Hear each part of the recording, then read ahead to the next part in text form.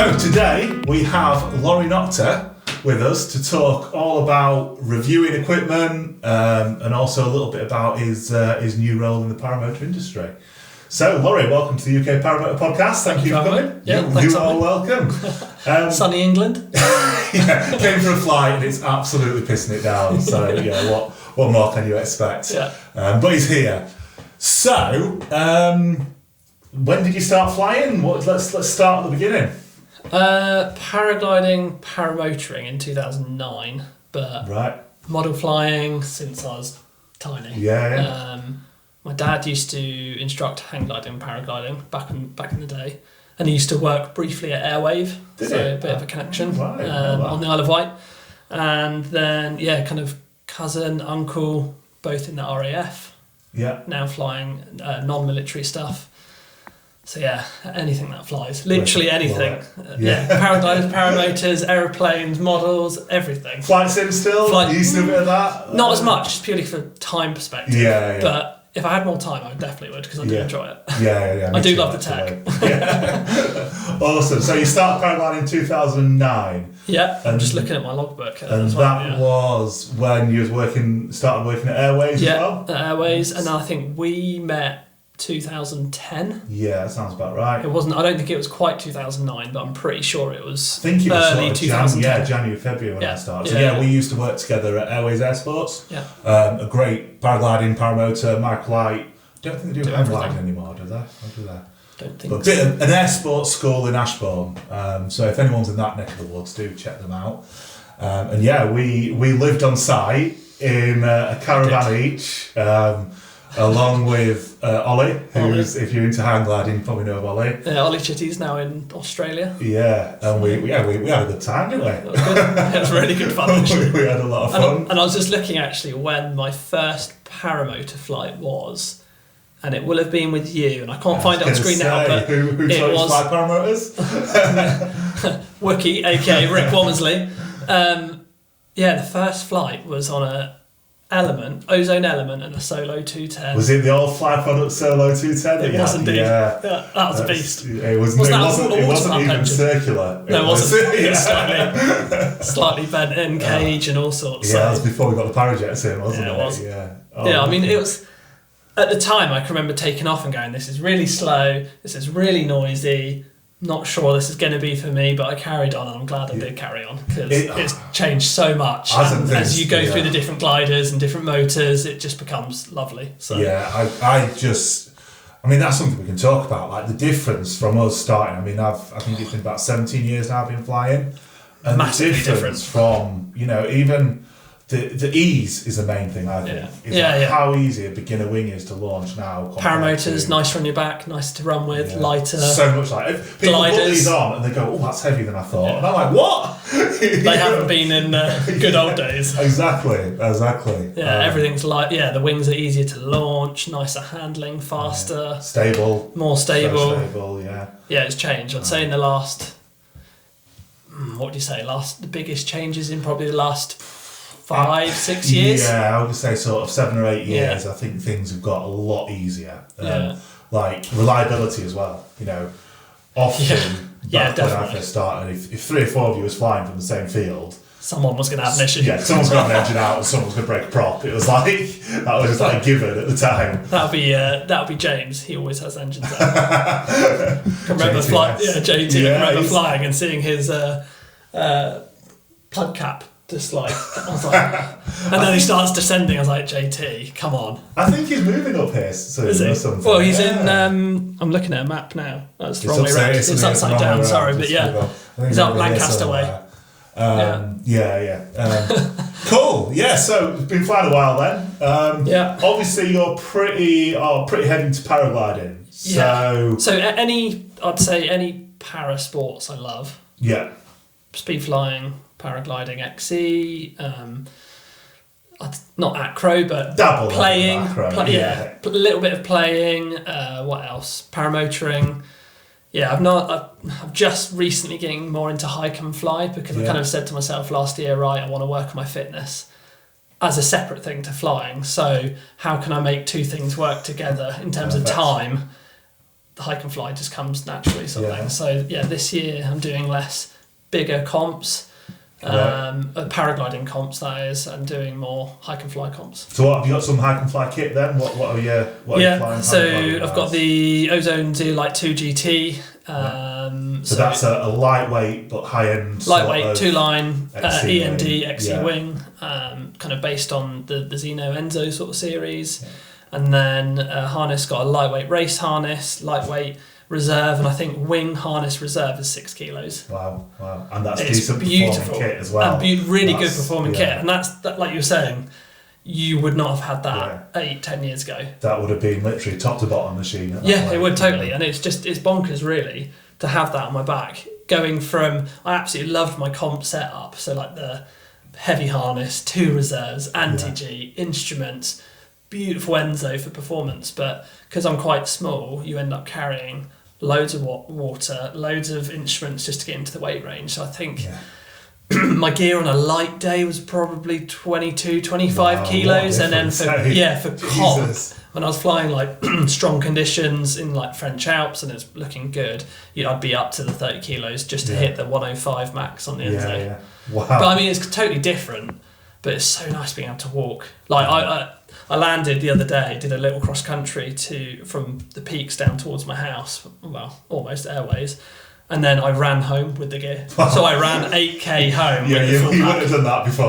Not a chance. Oh, nice. So I'm really enjoying that side because it's kind of hitting 2 things that I want to do. It's hitting the flying and it's hitting the fitness element. Yeah. So and then paramotoring for me fits in with kind of, I work 9 to 5, so I finish work after 9 till 5:30 actually. Finish work at 5:30, and then I can just go to a field that me and a friend Damien rent, and go for a fly after work. And I don't have to feel so bad that I've missed maybe a really good cross country day. I can still get up and have fun. That's the thing I love paramotoring for. You just finish work, go to the field, get your gear on, and you can go flying. Yeah, I mean, and you can still catch thermals even that late in the day sometimes. So yeah, absolutely. I mean, everyone asks me, "What's your favourite, paragliding, paramotoring?" I just can't give an answer. They're completely different. Yeah, it is. You cannot beat paragliding for the adventure. Yeah. You go, 1, you don't even know if you're going to get to fly. It all depends on whether it's on the hill. 2, if you do fly, most people want to go cross country, so you don't know where you're going to land. Yeah. And it's all that adventure, which is great. Paramotoring, it's all about just getting a bit of airtime, chilling out, enjoying the views. And it's so nice to be able to just take off from a local field, or if you're lucky enough to have one, take off, go to your mate's place, land there, go and have a brew, take off again, fly back. It's like, what other aircraft is that size, is that cost, and you can still get around fairly quick these days. The wings aren't slow really, especially if the weather's good. Yeah, I mean, they're sort of, an intermediate wings touching 60 kilometres an hour on trim. Which quick. You can sort of cover some distance. So what paramotor kit are you flying at the moment? So I've got a MacFly 185, Monster 185, and I've got a Viper XC 20 metre. And a free ride 16 metre. Cool. For sale currently? For sale. Yeah, just in case anybody's after that. But the Viper XC will be this year, I think, because I reviewed it last year for XC Mag, got on with it and liked it so much. I've got one. Yeah, it's a great wing. That's what I'm flying now, as you know. Just such a nice all-round wing, super stable, trim. I mean, when I was reviewing it and doing the speed tests, it was 27k an hour, rough air. Yeah. And full trims, full bar, and it was very good. No oscillation, just pinned it and felt confident. That's the other thing, because you can go fast on some wings. Yeah, and they're all over. Not feel confident, but going fast and it being like, oh yeah, this is nice. It's all about that roll stability for me. I love that. I love that you can just trim out, do the hands comps, off, be able to go trim out, hands off. And even full bar, and you line yourself up for your navigation task, and you're still going to be facing that same way with the ears. It just works an absolute treat. Well, it's funny, isn't it? Because it is stable in speed and trims out and everything, but it does keep some playfulness as well. It's not like it's so stable that it doesn't have any handling. It still has handling. Yeah, trims in for sort of about doing wing overs. Yeah, it's not like a free ride where you breathe on the brakes and you're up above the wind. Yeah. But if you work at it, you can still have as much fun as you want. I think, unless you're really into slalom, I don't think there's a reason not to have an all-rounder like that. I think it's... And I think having a watch of your last podcast, or maybe the one previous, one previous, it depends on the... when you're watching them. What was it you said? I totally agree. So the Viper series has always been top, high-level wing. As much performance much more, as you can get. As much performance as you can get. Really, for the experienced paramotor pilots who probably also paraglide or who've done SIV and they're happy with their glider handling, Viper XC is definitely more accessible. Yeah. Definitely. And I'd say it's still very much experienced wing, but it's kind of that experience bracket has opened up. I don't know. I think. I mean, we'll maybe have a chat about that in a bit more detail a bit later on. But I think we're definitely on the same hymn sheet there. Awesome. So, a lot of people read Cross Country magazine. If you don't, why not? It's a great magazine. It covers paragliding and paramotoring, and it looks really good on your coffee table. Some stunning imagery and stuff like that. And Lawrie here has been reviewing for Cross Country magazine for quite a while now. When did you start? That's a really good shout. When did I start doing bits for them? I'm looking in my logbook because I can remember a competition I did in San Andre, British Championships, and it was around then, but I can't remember when that was. I'm tempted to say maybe 2015, maybe something like that. So a little while. In fact, 9 years. Yeah, it's crazy. Time flies. Everyone forgets them 2 years over COVID, but Yeah, so just little bits and bobs for that. So little reviews, so wings or instruments, or it was kind of a nice way to fly different stuff. So I love flying different things, whatever it is, whether it's paramotors, paragliders, or aeroplanes, as you know. And looking through my logbook, it's just so many different gliders. It's ridiculous, but that was a nice way of what a great way of flying being able to experience all that. Because then you also get to know what you like as well yourself, or what you don't like. So when you do buy your wing, you're pretty focused, and you're not having to look everywhere or whatever. But so I got to fly lots of different gliders and get hands on with different tech, which was kind of good. And they're really good because it's like, here's the gear. There's no requirements. It's you write down what you feel, how it was, good, bad, whatever, and go for it. So it's really good. Nice. But I think to date, looking through earlier on, I think it's like up to about 78 different gliders now I've flown properly. That's impressive. That is, not many people in that time scale have flown that many different wings. Speed wings, paramotors, paragliders, tandems, single skin, double skin, that'll be the whole works basically. But so when you're getting a wing for review, do you have a process first? Do you research the hell out of it, or do you like to sort of go in blind? Or I prefer to go in blind. Yeah. Because for me, if I've watched something, read something, I don't want it to influence me, so I will just get out the bag straight away, start looking at it. Right, what's like the build quality like? Because that's the first thing you normally see, hands on, out of the bag. I just start writing down some notes about it, how it's made, what sort of materials are being used. Just get really hands on with it. Basically, is the first port of call. And then I just go through the flight phases, so it's just in stage. So that's the first thing you do, is you get a glider out of the bag. So that's what I'd normally write about first. And then, what is it next? Launching. How does that handle? If I can, launch it in no wind, and then launch it in strong wind. Depending on the wing as well, sometimes take it to the hill and paraglide with it. Yeah, I was going to say, even when you're doing paramotor wings, you often take it free flying. Any reason for that? Yeah, so for me, a wing it doesn't have to be. I like a wing to be multi-use. I don't want to have a wing just for paramotoring, for example. So like the Viper XC, I can actually also take that paragliding if I want, because it's got the efficiency. Or try and think of another example, like my speed wings, not just for coming down mountains. I can soar it as well if the wind's right. So I like to have a broad reach, and also by free flying the wings, it gives you an idea of how they handle at a lower loading as well straight away. So you've got your heavier, two different things. So you get that feeling. I just like flying it in a completely different environment. And sometimes, depending on my availability, I might only be able to finish up work, go to our paramotor field, fly it in the evening when conditions are calm.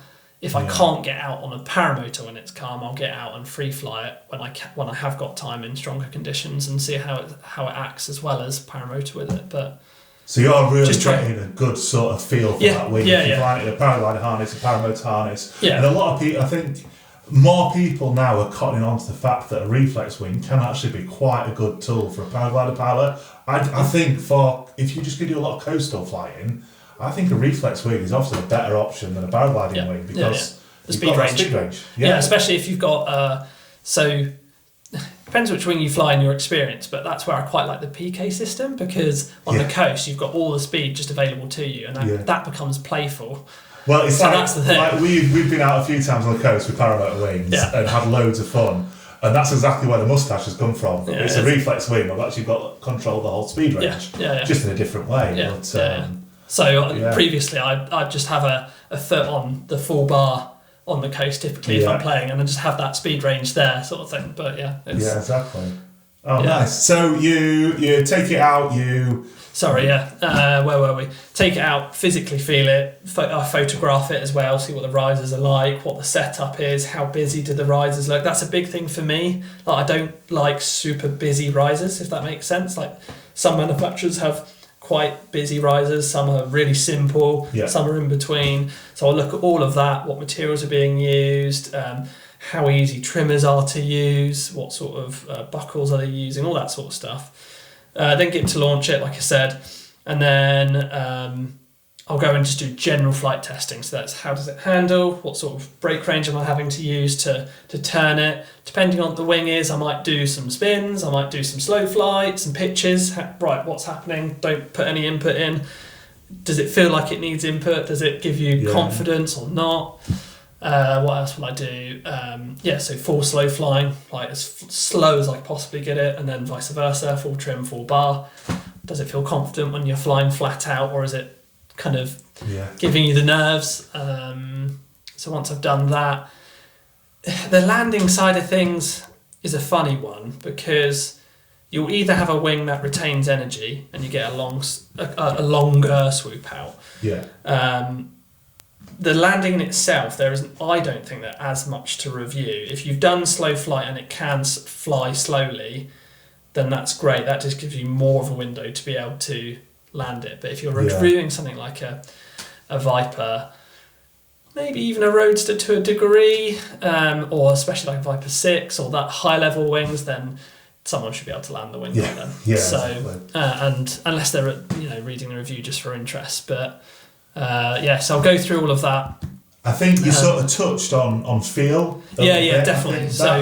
That's something that it always amazes me how much totally different the wing. Yeah, like a wing that looks exactly the same as another is totally aimed at different. Exactly the same market, feels so different. I mean, I don't know about you, but what I found is if you come from a paragliding background, like choosing brands like Ozone and BGD will give you a much more paraglidery feel.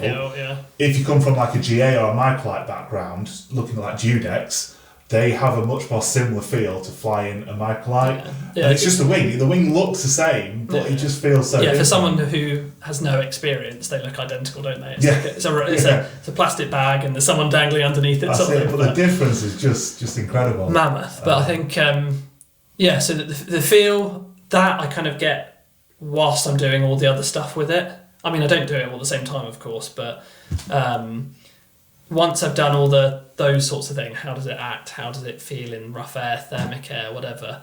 I'd then move on to doing more statistical stuff. So paramotor wings, what does everyone want to know? How fast is it? What does the manufacturer claim? How fast how do you go about getting your speeds then? So that's a difficult one because there are ASIs, airspeed indicators, for the paragliding, paramotoring community. And I've used them quite a few times, but what I found is they're really unreliable.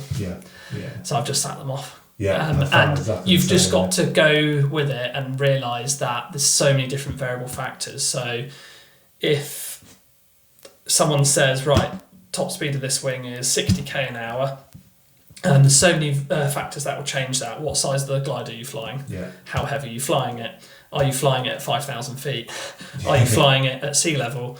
And so forth. So whenever I've done a speed test, I will state my wing loading, what the conditions were like. Yeah. So wing loading is really important because then not that it matters what size, but it does to a degree. Typically bigger sizes in theory should be able to fly quicker, but for the same loading, that is. So state the loading, state what the weather conditions were doing, and then I would just basically go onto my UD, set 2 turn points, repeat it a bunch of times. So you're flying between the 2 turn points, and sometimes, depending on the wind, I might get to a turn point, do a bunch of 360s, and be consistent with the 360s. So I've got a wind reading, then back, maybe the same again. But the general feeling is between the 2 turn points, then do the average. So your GPS is best man. Get because that average speed, the average speed worked out. The airspeed indicators, I think, which one did I use previously? They, for whatever reason, they just give erroneous data, and you just look at it and go, you know that's not right. So yeah, I'll just do that a bunch of times, as many times as I can kind of not be bothered to do, but as many times as I think will give a good data set, and then I'll do that for basically 3 speed ranges: trim, full trimmers out, and then full trim, full bar, or if it's a PK system, then it's full bar. But I've heard Dan Jones mention to me last year that he's been trying with a wind speed and an anemometer on a selfie stick, and so saying that he's been getting pretty good readings with a decent and an anemometer. Hate that Put one. as many ends as you want in there, you'll never get the right amount. I'm going to try that this year. Give that a try. So it would be nice to have something to give you an exact reading there and then. It would be nice to have just a more reliable ASI, wouldn't it, of some sort? The only problem with the anemometers is obviously they're not used on aircraft, right, for a good reason, because you've got the momentum of the fan, whatever. Yeah, it is averaging. So I don't know what the solution is. It would be really nice to have a reliable airspeed on a paramotor. So anyone out there wants to provide and make something decent, that'd be good. That will be handy. Yeah, because previously, what I was doing is I had a airspeed indicator with a weight. I'd drop it 4 meters below the motor, so it wasn't affected by the prop or anything like that. And then it would just talk to my instrument via Bluetooth. But yeah, I just always seem to have issues with it. So I just, because of the extra complexity as well as having all of that stuff when you're trying to do full trim, full bar, and something's dangling, you know what I mean? Something else go wrong. Exactly. So, do you do any sort of efficiency tests at all? Yeah. So speed test. That's how I do the speed tests, and then efficiency.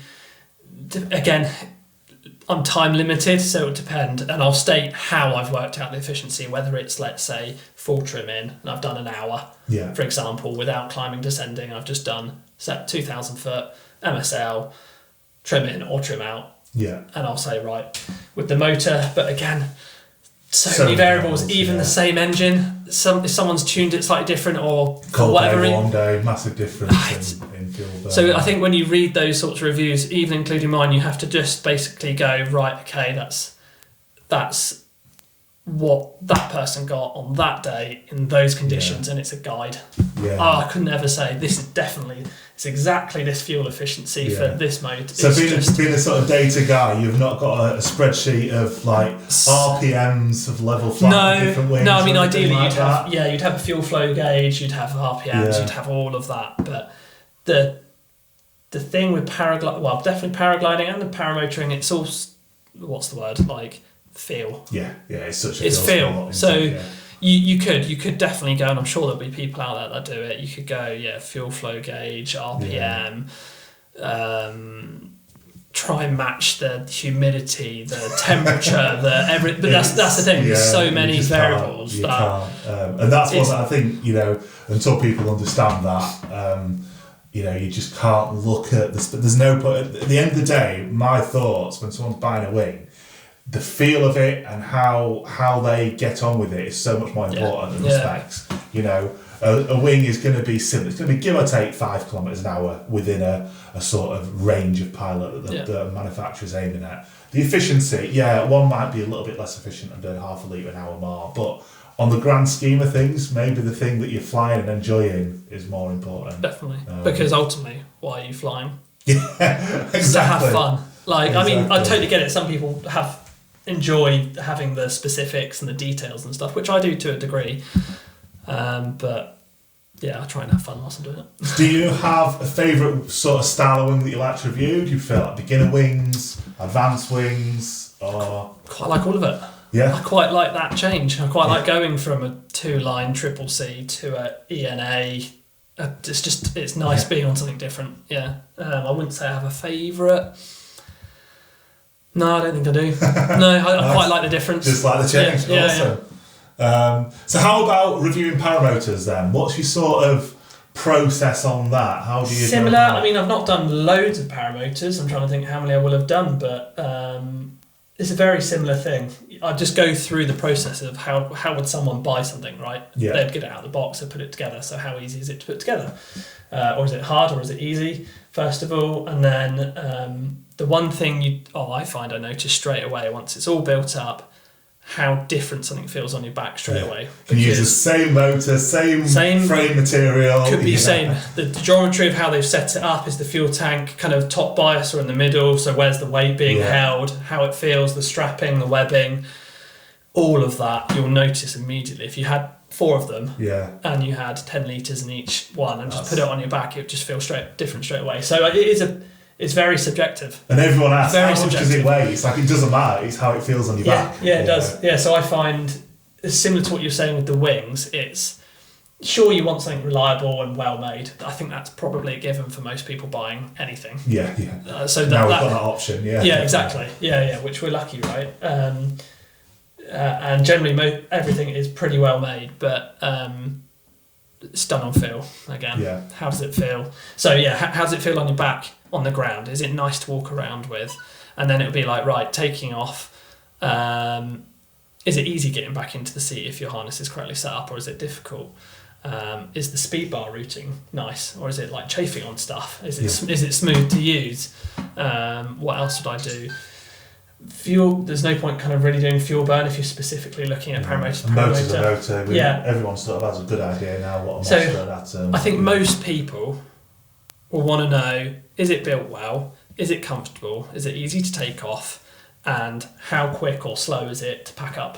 Yeah. Because most people, I'd say, probably don't leave their motors built up like this, probably putting it in their car, taking it home. So it's got to be able to withstand someone repeatedly doing that, and hopefully it should be easy. I find that some motors can be a bit of a pleasure to put together. I quite like the ritual of putting some motors together.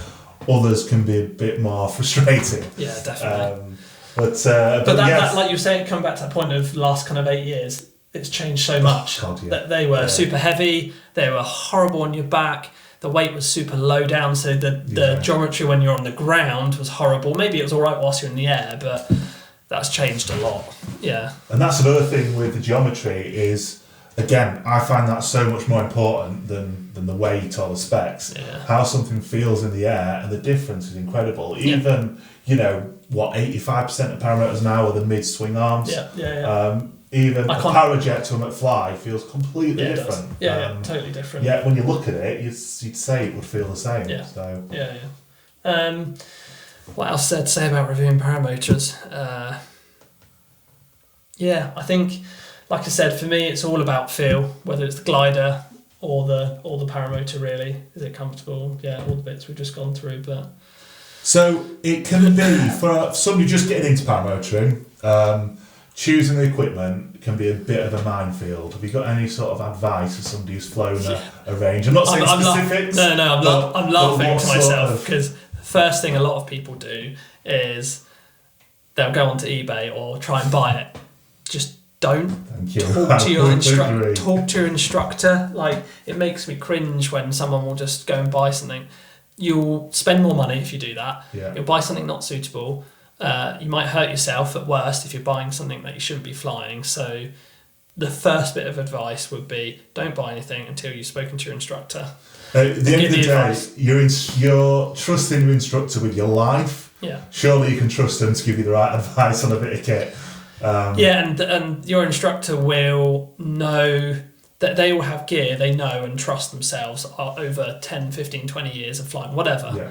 So they'll be able to help you find the right gear. So that's the first and most important thing. Don't just go online and buy something. Don't. And the other thing you see often is Facebook. What's the best new kit? It's like it completely depends on the person, your budget, and more importantly, what sort of flying you want to do. You let your instructor help you. By all means, go onto the groups, go onto the Facebook, Paramotor, whatever, but don't ask questions on that. Ask questions or talk on that when you've got some experience. Use your instructor, your school. Maybe use that to find an instructor. That's maybe. Long way, but I think everyone's so different. It totally is. I mean, if you're experienced, then you wouldn't be asking on those groups anyway. You'll know where to buy the gear. Yeah. You should. You'll know the dealers and all the rest of it to be able to make the right choices. But the starting point is the most important, and it should start with your instructor in the school. Yeah. Don't buy online. Great advice. Or not without talking to your instructor at the very least. So I noticed that you didn't say straight away buy Ozone then. So you have just started helping out Ozone. Yeah. So a bit of a role there. Do you want to tell us a little bit about that? Yeah. So I help Ozone with the UK power side of things now. I've got a normal boring job which I do 9 to 5. And I'm really interested if your employees listening. So I help Ozone Power in the UK now with the dealers like yourself and the other guys. And what else is there to say really?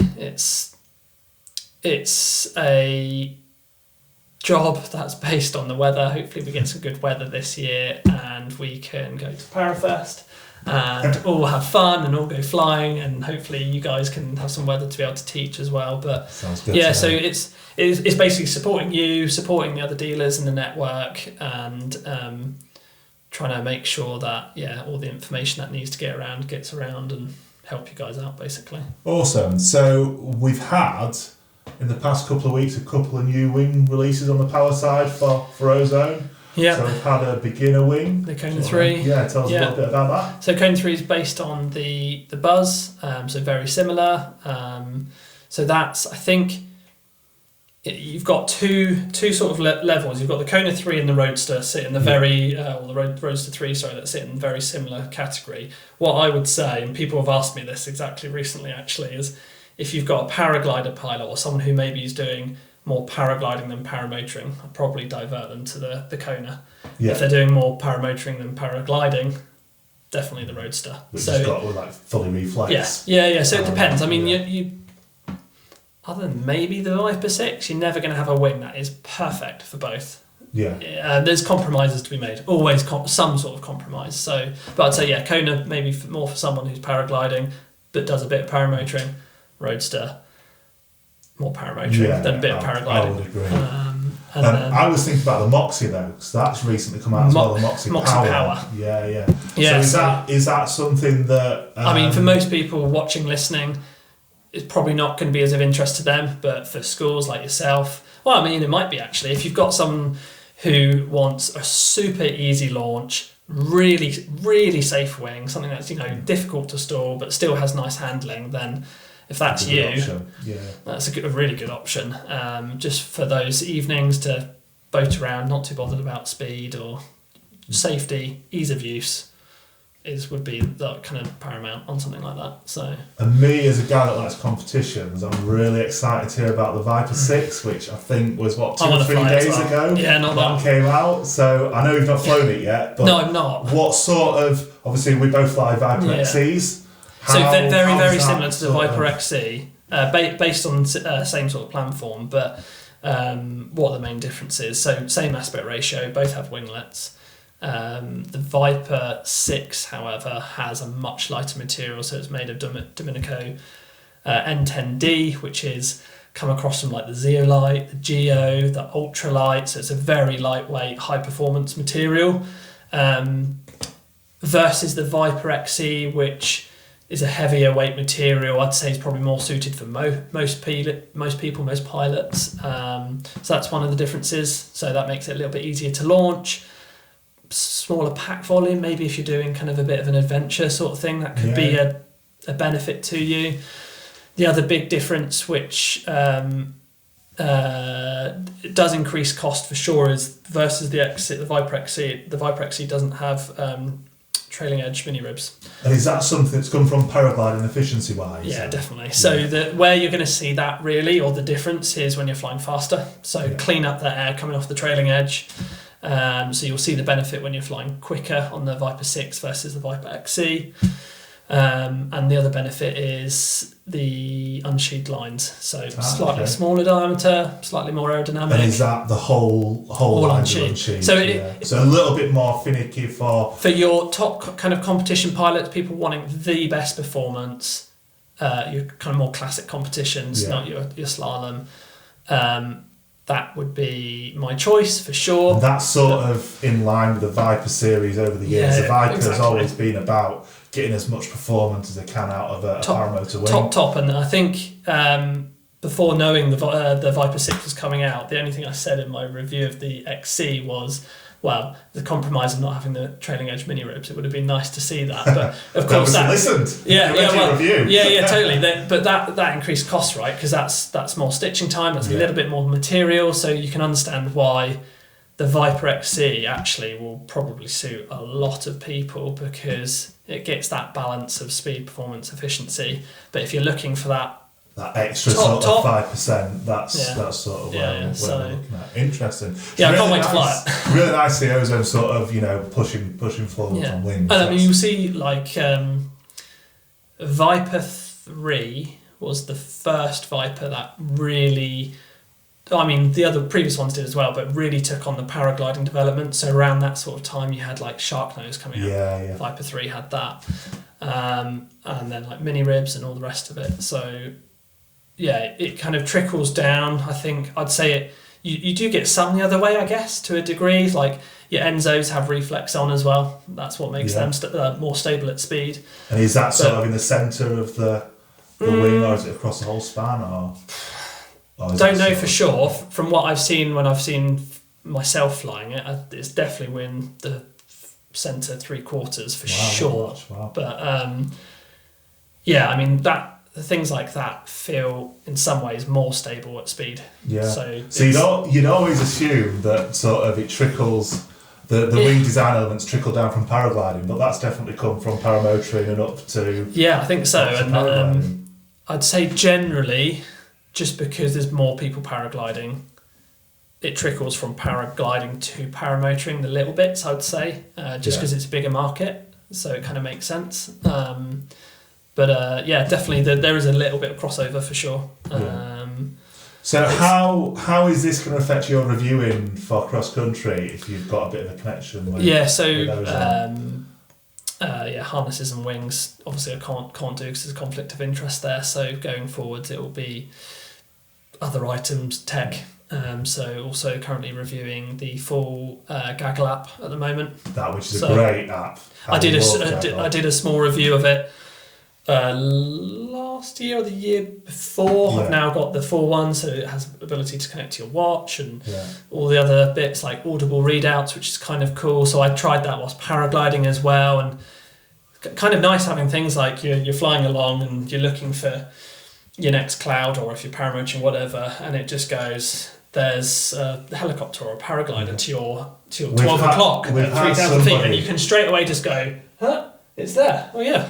We had an airport at the field at the back end of last year, and Gaggle definitely saved the day. Oh, really? So a pilot, there was an air ambulance helicopter flew straight across us, straight over the field. There was somebody in the circuit, and he said he knew it was coming because Gaggle had told him, and he managed to get out of the way. It's bonkers, isn't it? So I think that audible thing, such a simple thing, but actually is so helpful, because not that your brain's 100% saturated, but for most things you're doing, you're quite busy already. You're either looking at your instruments, you're flying, you're managing your wing. So for something to just go in your ear, or for you to hear, there's someone here. Granted, maybe not all aircraft will show up on that, but it does a pretty damn good job. Better than nothing, exactly. Yeah. And if you're below sort of like 2,500 feet, Obviously, above there you start to lose your data. So the only thing paramotors is below that. Anyway. Yeah, exactly. The only thing I found in that lower level, if you're going cross country with a lot of friends, it's like ding, ding, ding, ding. So there's a bit of tuning that probably I need to do with the settings, or maybe the developer needs to do. But yeah, I'm kind of looking through that at the moment.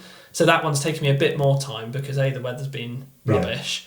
The good thing with paramotoring is I'm not permanently worried about landing, so I can spend a bit more time with it on the flight deck and kind of work with it. But I love the community aspect. We've got a really active club here, and everyone's on Gaggle, and you can be at work and all of a sudden ping, it'll pick up, Phil's gone flying. It's really cool. And also it's also really annoying when I'm at work.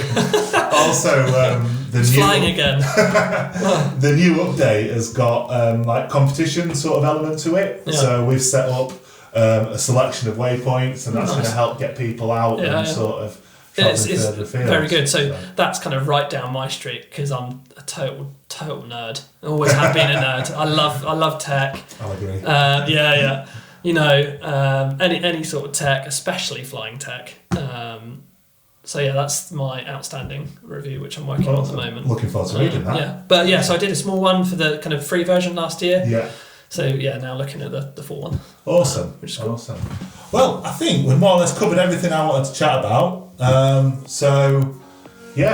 Is there sort of, if anybody wants to follow what you're doing, any most prolific on Instagram, I'd say. That's what I seem to update mostly. This year I'll start to do a bit more on YouTube as well, I think. I'll try and put a bit more effort into that because I do enjoy the process of making as well as putting media out. But Instagram, if you want to follow me, just search for Lawrie Noctor. Awesome. You'll find me. Thank you very much for coming, Ross. No worries. It's been good. See you later.